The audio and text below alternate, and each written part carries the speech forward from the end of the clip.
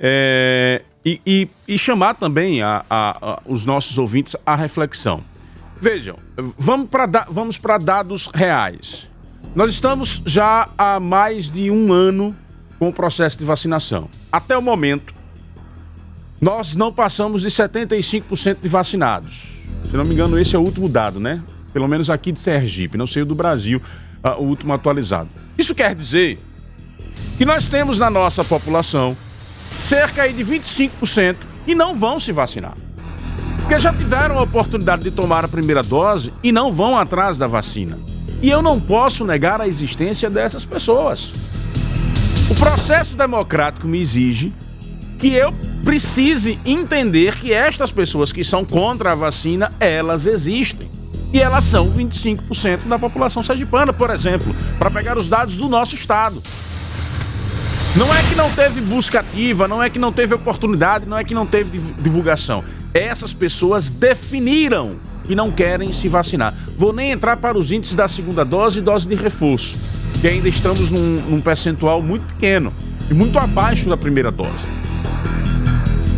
A democracia exige o diálogo, por mais que a ideia do outro seja contrária à minha. Então, aos defensores da vacina, como eu, que tomei as 3 doses, as 2 e a de reforço, e vacinei ontem a minha filha de 11 anos,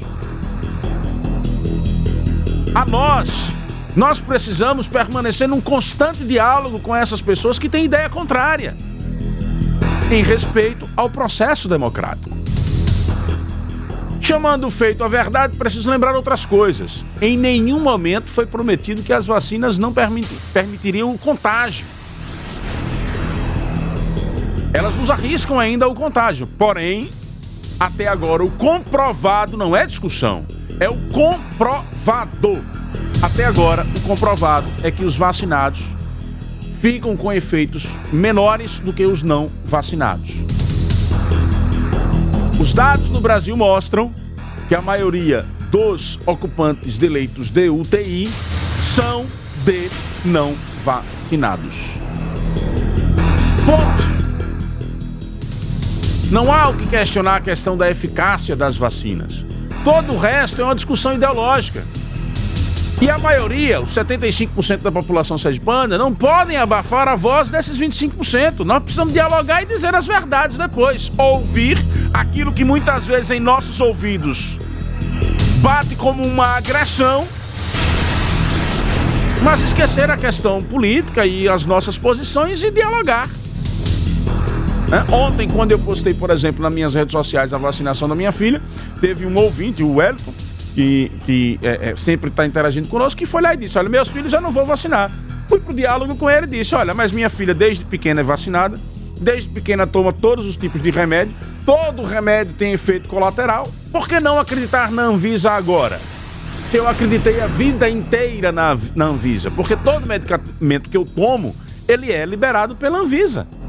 Por que eu duvidaria agora? Não há motivos para isso.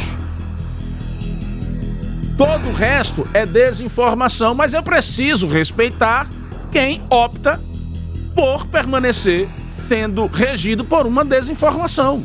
É do processo democrático. É do processo democrático.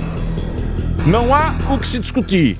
As vacinas têm salvado vidas. Agora, tem um ponto que nós precisamos refletir especificamente sobre o passaporte vacinal. Ele só não quer dizer que o ambiente está protegido. E nesse ponto a professora tem razão. Porque se eu pego e posso até ficar assintomático, eu posso transmitir, a ciência garante que eu não transmita para outro. E se eu transmitir para o outro não vacinado, esses 25% de não vacinados, eu posso colocá-lo em risco? Por que não avançar além do passaporte vacinal para a questão dos testes? A exigência dos testes em ambientes coletivos. Porque aí sim, eu estou garantindo que não estou contaminado e não estou colocando o outro em risco. O passaporte vacinal em si não me garante absolutamente nada.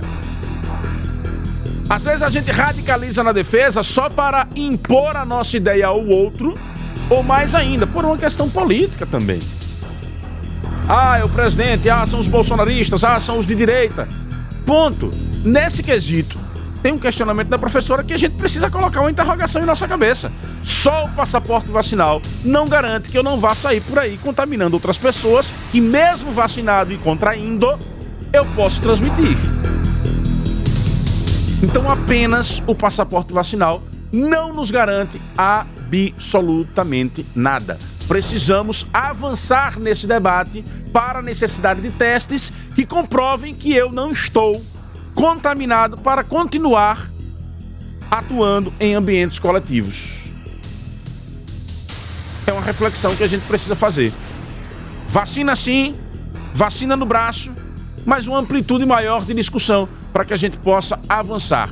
Não podemos deixar de entender que estas pessoas que têm pensamentos contrários ao nosso, elas existem. Não adianta negar que elas existem. O que nós precisamos fazer é continuar pregando aquilo que nós acreditamos. E graças a Deus que a maioria do povo brasileiro entendeu que se vacinar é o melhor caminho.